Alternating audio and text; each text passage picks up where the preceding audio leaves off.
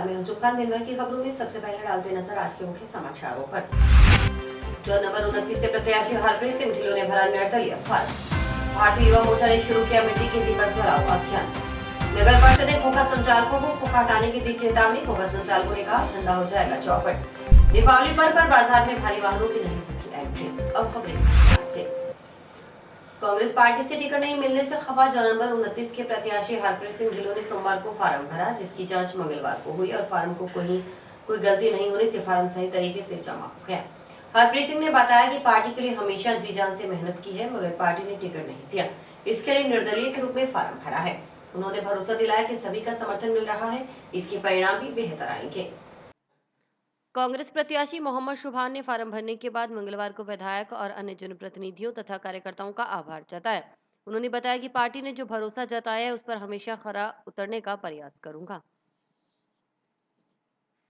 मैं जो कि मोहम्मद शुभान कांग्रेस से प्रत्याशी और आज जो कि फार्म की प्रक्रिया यहाँ चल रही थी और यहाँ आए फार्म की प्रक्रिया संपूर्ण रूप से संपन्न हो चुकी है और मैं कांग्रेस पार्टी का चौधरी विनोद कुमार जी का, ब्लॉक अध्यक्ष गुरमीत सिंह चंदना का और सभी कार्यकर्ता का धन्यवाद करता हूं, जिन्होंने मुझ पर विश्वास जताया। और इससे पहले जो कि मेरे फादर हाजी खुशी मोहम्मद उर्फ कालू नेता जी डायरेक्टर रह चुके, उन्होंने उन पर अपना विश्वास जताया कांग्रेस पार्टी ने, और आज मुझ पर जताया कि मुझ पर अपना विश्वास जताया। मैं अपने विश्वास पे खरा उतरूँगा। सभी कार्यकर्ताओं का जो कि धन्यवाद करता हूँ, मेरी पंचायत का, सभी समाज का, और सबको भाईचारा जो कि है कायम रहेगा, कायम रखेंगे, सबको साथ लेके चलेंगे। कल हमने 29 नंबर जोन से फार्म भरा था निर्दलीय प्रत्याशी के रूप में। आज फार्म चेकिंग की प्रक्रिया हो रही थी, आज फार्म चेक करवा, हमारा फार्म क्लियर हो गया है। मैं जी यूथ कांग्रेस का प्रदेश सचिव था और गंगानगर प्रभारी भी था और पार्टी के लिए पूरी जी जान से हमने मेहनत की है और टिकट कटने का मेन कारण हमारा सचिन पायलट समर्थक होना है, तो वो हम पायलट साहब को हम छोड़ नहीं सकते। अब रिजल्ट किस तरह के रहेंगे? रिजल्ट जी पूरा यूथ 36 कौमें अपने साथ है, जीतेंगे चुनाव, अवश्य जीतेंगे, पूरा सभी का सहयोग मिल रहा है। फिर से कांग्रेस के साथ जाएगी? देखो जी, ये बाद में मेरे समर्थक निर्णय करेंगे।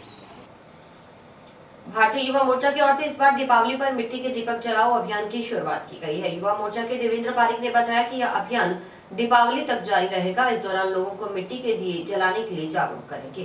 तो मेरा आप सब लोगों से कहना है कि मिट्टी वाले दिए जलाना अब की बार दिवाली में, जब ये मिट्टी के दीप जलाएंगे, ये हमारे कुंभकार साथी कितनी मेहनत के साथ इन दियों को, इन दीपक को बनाते हैं। और हम क्या करते हैं, हमारे घरों पर बिजली वाली वो चाइनीज लड़ियां लगाते हैं, बिजली की मिट्टी वाले दीप जलाना अब की बार दिवाली में। मेरा आप सबसे निवेदन है, आप सबसे आग्रह है कि अब की बार जो दीपावली का त्योहार आ रहा है, तो असली दीपावली तब होगी जब गरीब के घर में दीपावली मनेगी।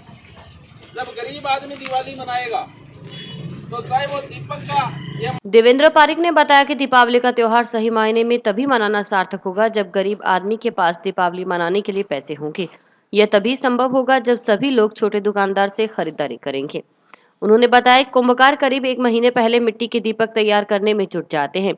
वहीं अधिकांश लोग दीपावली पर इलेक्ट्रॉनिक लड़ियों से सजावट करते हैं, जो कि गलत है। उन्होंने दीपावली पर्व पर सभी से मिट्टी के दीपक जलाने की अपील की। और दीपावली का मतलब ज्ञान, दीपावली का मतलब रोशनी, लेकिन सही में दिवाली तब होगी जब गरीब आदमी दिवाली मनाएगा। और गरीब आदमी इस त्योहार के सीजन में, त्योहार के मौसम में दीपावली तब मना पाएगा जब जो छोटे छोटे दुकानदार है, जिनका छोटा काम है, छोटा कारोबार है, उनसे जब हम खरीदारी करेंगे। अभी मैंने ये दीपक खरीदे हैं, जो हमारे कुंभकार साथी मिट्टी के बर्तन बनाते हैं, दीपक बनाते हैं, तो पुराने प्राचीन समय से लेकर अब तक सरसों के तेल के दिए अपने जलाते हैं, वातावरण जिससे शुद्ध होता है। लेकिन आधुनिकता की अंधी दौड़ में चाइनीज लड़ियां और लाइट से डेकोरेशन करने लग गए। तो मेरा सभी लोगों से आह्वान है कि मिट्टी वाले दिए जलाना अब की बार दिवाली में, ऐसा करके अभियान हमारा राजस्थान प्रदेश से जो भारतीय जनता युवा मोर्चा ने जो शुरू किया है, उसी कड़ी में आज हम लोगों को ये जागरूक कर रहे हैं। टाउन में खोखा संचालकों को नगर परिषद ने हटाने की चेतावनी दी है। इससे खोखा संचालकों में हड़कंप समझ गया है। खोखा संचालकों ने बताया कि 40 सालों से व्यापार कर रहे हैं, अब नगर परिषद ने खोखे हटाने की बात कही है।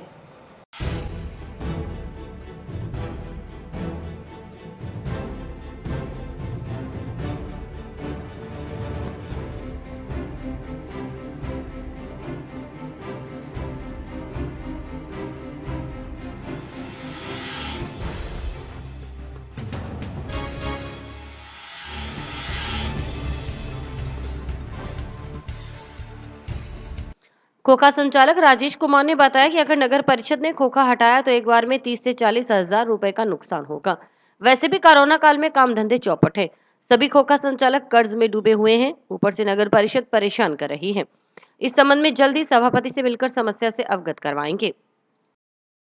भाई साहब, हम यहाँ 40 सालों से व्यापार कर रहे हैं, अपने बच्चे बाढ़ रहे हैं, किसी के छोटे छोटे बच्चे हैं जी, और किसी का कोई काम है, किसी का कोई काम है, सब अपना अपना रोज़गार चलाते हैं। अगर हम यहाँ से हमारे साथ अगर खोखे उठ गए या खोखे चके तो ये हमारा नुकसान हो जाएगा, और हमारे पास पैसे नहीं है बिल्कुल भी। और बीच में ये कोरोना आ गया, लॉकडाउन लग गया, इस वजह से हम तो सारे कर्जदार हैं। और हमारी यही प्रशासन से गुजारिश है कि हमें यहीं रहने दिया जाए और हमें नहीं उठाया जाए। नगर परिषद वालों ने हमें कहा है कि एक बार आप ये खोखे उठा लो, फिर आपको यहीं जगह दे दी जाएगी, आप दोबारा अपने खोखे यहीं लगा लेना, दोनों साइड में एंगल लगा देंगे आपके जी। लेकिन हम खोखे उठाएंगे तो हमारा खोखे उठाने से नुकसान हो 30-40 हज़ार रुपये का एक खोखे का नुकसान होगा जी। पैसे तो आगे, हम तो आगे कर्जदार हैं, तो पैसे कहाँ से लेके आएंगे हमारे लिए, और काम हमारा है नहीं बिल्कुल भी। चर्चा कर रहे हैं, हमारी खोखे ये बोल रहे हैं कि इनको उठाओ, बस यही बातें चलती है। कौन तो ये बोल रहे हैं नगर परिषद वाले। अच्छा। तो हमें मेरे पिताजी के टाइम 40 साल हो गए, 40-45 साल हो गए। अब हम तो कैसे, हम तो ये, हमारी तो कोशिश ये है कि हम यहीं बैठे हैं, जैसे हम वैसे ही बैठे रहेंगे भाई, हम ना इसके आगे जाएंगे। हाँ, मिलेंगे, अब इनसे बातें करेंगे सभी, जब जो जैसे सभी करेंगे वैसे हम चल देंगे। आसमान में इन दिनों पराली का धुआं छाया हुआ है, इससे सांस के रोगियों की संख्या में लगातार इजाफा हो रहा है। वहीं कोरोना के मरीज भी बढ़ रहे हैं, इससे भी परेशानी और बढ़ रही है। इस बारे में स्काई चैनल ने वरिष्ठ डॉक्टर से बातचीत की तो उन्होंने इससे बचने के उपाय भी बताए। देखिए पूरी रिपोर्ट।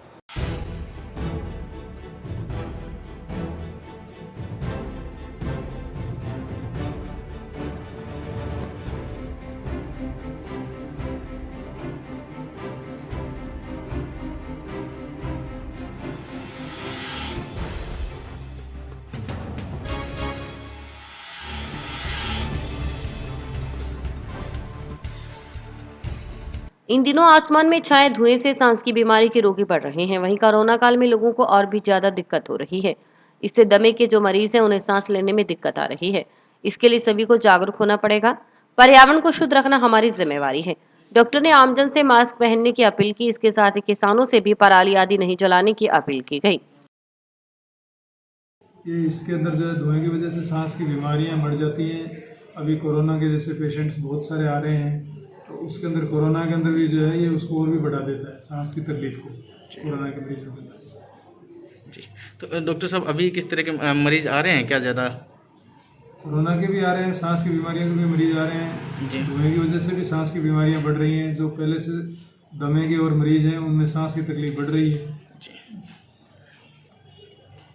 ऑक्सीजन जो है एनवायरनमेंट के अंदर है, उसके अंदर कार्बन पार्टिकल मिल जाते हैं और वो धुएं के, वो सांस के साथ जो अंदर फेफड़ों में जाते हैं, वहाँ जमा हो जाते हैं, उसकी वजह से सांस में दिक्कत होती है। तो मास्क बना के रखें, पब्लिक को अवेयर करें, लोगों किसानों को भी अवेयर करें कि वो जो पराली और जो जलाते हैं कचरा खेतों के अंदर, उसको नहीं जलाएं।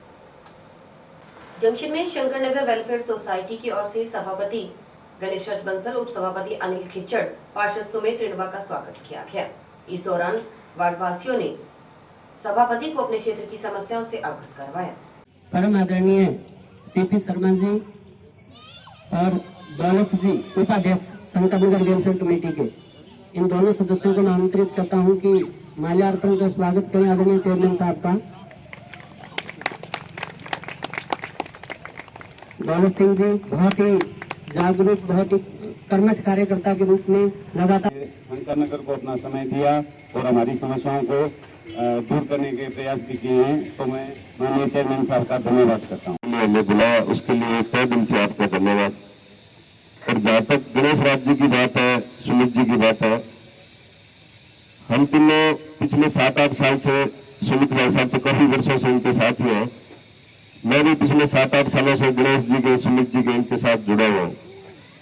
इनकी जो कार्यशैली है, ये तुरंत काम करने में विश्वास करते हैं, चाहे काम कोई भी हो। ये नहीं है कि घंटे बाद फोन करेंगे, 2 घंटे बाद, कल देखेंगे, परसों। ये तुरंत डिसीजन लेने वाला इंसान है और इनके डिसीजन भी ऐसे होते हैं, एक बार हो सकता है किसी को देखने में उसका नजरिया अलग हो, लेकिन जो उसका रिजल्ट है वो शहर के लिए, हमारे समाज के लिए अच्छा ही होता है। और जहां तक विकास दूत की बात है, तो मैं कहता हूँ आज तक जितने भी सभापति, चेयरमैन इस शहर में आए हैं, उन सब में जिन लोगों ने 5 साल में जो विकास कार्य नहीं कर पाए, वो उन्होंने 11 महीने में करके दिखाया है। जो डिस्ट्रिक्ट हेडक्वार्टर की तस्वीर होती है, उसमें उकेरने की जो कमी पीछे छोड़ दी लोगों ने, उसको पूरा करने का हमने एक संकल्प लिया है। और उस संकल्प के चलते इस कोविड-19 के इस 1 साल के अंदर भी हमने प्रयास करके ऐसा कुछ किया है जिससे लोग अब कहने लगे हैं कि हनुमानगढ़ की जो तस्वीर है वो बदलने लगी है। आप बाजार जाते हैं, जंक्शन के बाजार की तस्वीर आपके सामने थी, उतर के, बस से उतर के या कोई भी व्यक्ति जाता तो ऐसे लगता था जैसे कोई जमीन मंडी वगैरह भी बाजार में आ गई। करीब 40 लाख रुपए की लागत से डिवाइडर का निर्माण किया, इस पर हेरिटेज प्लेट्स लगवाए हैं, काम चल रहा है। धीरे धीरे जब वहां रेडियो हट जाएंगे, काम पूरा हो जाएगा, तो आपको लगेगा कि हनुमानगढ़ जंक्शन की बाजार की दशा और तस्वीर जो बदली है। आपने पेयजल की मांग रखी है। पेयजल के बारे में पहले गवर्नमेंट ने कोई एक नीति निर्धारण कर रखी है, जिसमें एग्रीकल्चर लैंड में जो कॉलोनियां बस्ती हैं, उनमें वाटर के द्वारा जो पेयजल सप्लाई की जाती है, उसके लिए एक नीति बना रखी है जो काफी जटिल है, जो हर कॉलोनाइजर उसको पूरी नहीं कर पाता। इस कारण से ये प्राइवेट कॉलोनी में जो एग्रीकल्चर लैंड है, उनमें पेयजल की सुविधा कम है, न के बराबर है।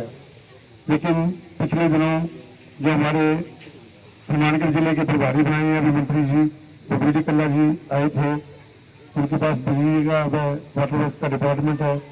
मैंने उनसे मांग रखी थी कि पेयजल जो है वाटर वर्क्स का जो सप्लाई प्राइवेट कॉलोनी में करने की जो समस्या जटिल बना रखी है, उसे सही किया जाए। तब उनके द्वारा यह आश्वासन दिया गया कि शीघ्र ही महीने 2 महीने के अंदर अंदर जो अनुमोदित कॉलोनियां हैं, उनमें वाटर वर्क्स के द्वारा पेयजल सप्लाई की सुविधा जल्दी कर दी जाएगी, जिसके लिए थोड़ा बहुत कोई खर्च आपको प्रत्येक व्यक्ति पर देना पड़ेगा, वो हम आपसे उम्मीद करते हैं कि आप देंगे। आज शंकर नगर वेलफेयर संस्थान की तरफ से आदरणीय चेयरमैन साहब और वार्ड पार्षद साहब का वेलकम किया गया था, जिसमें सभी शंकर नगर निवासियों ने बढ़ चढ़ कर हिस्सा लिया और अपनी समस्याओं को चेयरमैन के सामने अवगत कराया गया। चेयरमैन साहब ने उनको जल्द निपटारा करने का आश्वासन दिया। धन्यवाद। क्या क्या समस्याएं आ रही हैं? शंकर नगर में मेन समस्याएं पेयजल की समस्या है। कॉलोनाइजर द्वारा पेयजल की कोई व्यवस्था नहीं की गई है और जो सीवरेज का पानी है उसकी निकासी प्रॉपर नहीं है, जिससे आने इस कोविड-19 में डेंगू और अन्य महाबीमारियां फैलने का भय रहता है। इसके लिए चेयरमैन साहब को अवगत कराया गया। चेयरमैन साहब ने इस समस्या का जल्द निपटारा करवाने का आश्वासन दिया। कोविड-19 के चलते इस बार दीपावली पर राज्य सरकार ने पटाखों पर रोक लगा रखी है, इसलिए दीपावली पर्व को हर्षोल्लास के साथ मनाने के लिए जंक्शन में होममेड पटाखे बनाए गए हैं, जिसे बच्चे खा भी सकते हैं। हिमानी मल्होत्रा ने बताया कि इस बार कोरोना संक्रमण के चलते सरकार ने पटाखों पर बैन लगा रखा है, इसलिए बच्चों के लिए विशेष तरीके के पटाखे तैयार किए गए हैं, जिन्हें बच्चे दीपावली पर आनंद के साथ बजाने के बजाय खाकर पर्व मना सकते हैं। इसके हाथ चलने का खतरा भी नहीं रहता। हिमानी ने बताया कि इसके लिए साइट बनाई गई है, वहां से भी खरीदारी की जा सकती है। इसके अलावा SMS और फेसबुक, इंस्टाग्राम आदि पर खरीदारी की जा सकती है। उन्होंने बताया कि ये पटाखे ऑर्डर पर ही तैयार किए जाते हैं, बिना ऑर्डर के तैयार नहीं होंगे।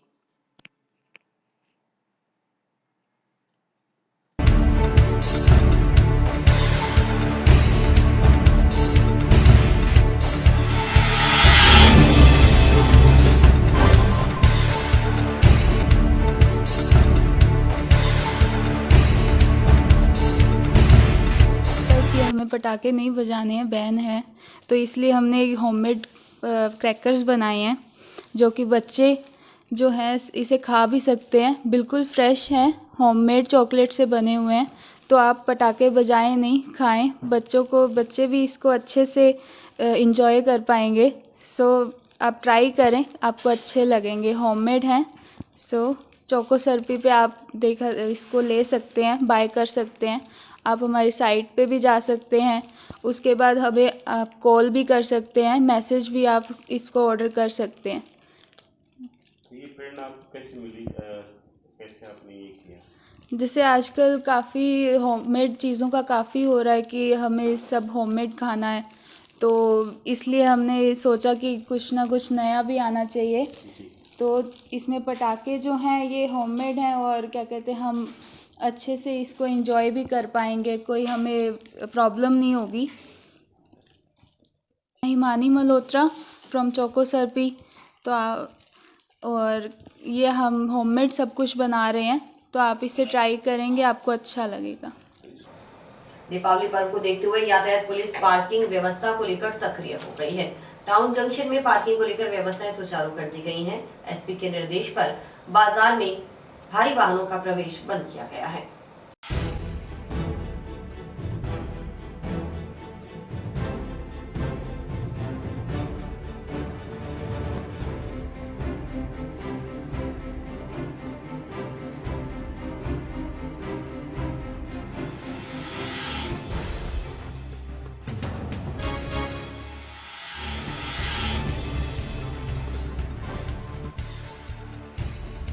ट्रैफिक इंचार्ज अनिल चिंता ने बताया कि दीपावली पर्व पर अन्य दिनों की तुलना ज्यादा भीड़ रहती है। ऐसे में लोगों को कोई परेशानी ना हो, इसके लिए बाजार में यातायात व्यवस्था के लिए बैरिकेड्स लगाए गए हैं। उन्होंने बताया कि टाउन में सुभाष चौक, इंदिरा चौक, वाल्मीकि चौक, आयुर्वेद हॉस्पिटल आदि जगहों को बैरिकेड्स लगाकर बंद किया गया है ताकि भारी वाहन अंदर न जाएं। पार्किंग की व्यवस्था सुभाष चौक, वाल्मीकि चौक पर की गई है। चुंगी नंबर 6 के वाहन ओवरब्रिज पुल के नीचे रोकने की व्यवस्था की गई है। वहीं जंक्शन में भगत सिंह चौक से रेलवे स्टेशन तथा भगत सिंह चौक से बस स्टैंड तक बैरिकेड्स लगाए गए हैं। इस दौरान बड़े वाहनों का आवागमन बंद रहेगा। उन्होंने आमजन से सहयोग की अपील की। श्रीमान जिला पुलिस अधीक्षक महोदय के निर्देशन में दीपावली पर अंदर वाहन नहीं जाए, मार्केट में काफ़ी भीड़ रहती है, कंजेस्टेड गलियाँ हैं, उसके अकॉर्डिंग व्यवस्था है। तो यातायात व्यवस्था के लिए टाउन में बैरिकेड लगाए गए हैं बाहर की तरफ, ताकि वाहन अंदर नहीं जाए, किसी को दिक्कत नहीं हो, पैदल चलने वाले को या बाइक चलाने वाले को। तो यहाँ टाउन में सुभाष चौक, इंदिरा चौक और वाल्मीकि चौक, आयुर्वेदिक हॉस्पिटल, चुंगी नंबर 6 और किला रोड, यहाँ से ये बंद किए गए हैं ताकि वाहन नहीं जाए। इसके अलावा इनके पार्किंग, जो बड़े साधन चौपहिया वाहन लेकर आ रहे हैं, उनकी पार्किंग की व्यवस्था जो सुभाष चौक पर चिल्ड्रन स्कूल के सामने, वाल्मीकि चौक पर वाल्मीकि चौक के सामने आगे जगह है खाली, और जो आयुर्वेदिक हॉस्पिटल है उसके पास नगर परिषद द्वारा एक अच्छी पार्किंग बनाई गई है, वहाँ खड़े करवाए जा रहे हैं वाहनों को। और चुंगी नंबर जो 6 के वाहन हैं वो पुल के नीचे खड़े करेंगे, जो ओवरब्रिज पुल है उसके नीचे खड़े करेंगे। और मेरा आप लोगों से आग्रह है कि आप लोग व्यवस्था बनाने में हमारा सहयोग करें। और जंक्शन में बाज़ार मेन जो मार्केट है भगत सिंह चौक से लेकर रेलवे स्टेशन तक बंद रहेगा, बैरिकेड लगाए गए हैं। इसके अलावा भगत सिंह चौक से बस स्टैंड तक जो है एरिया, बीच का एरिया, वहाँ बंद किया गया है। वहाँ पार्किंग की व्यवस्था जो कुमार पेट्रोल पंप के पीछे जगह छोड़ी है, नगर परिषद द्वारा वहाँ जगह दी गई है अस्थायी रूप से वाहन खड़ा करने की। और संग्रिया रोड है, वहाँ खड़ा कर सकते हैं, वहाँ आवागमन बंद रहेगा, बड़े वाहनों का निषेध रहेगा जब तक ये दीपावली का पर्व है। तो यही कहना चाहूँगा, हमारी यातायात व्यवस्था बनाने में आमजन से आग्रह है कि आप लोग सहयोग करें। और इसी के साथ समाचार समाप्त हुए। रोजाना देखते रहिए समाचार। नमस्कार।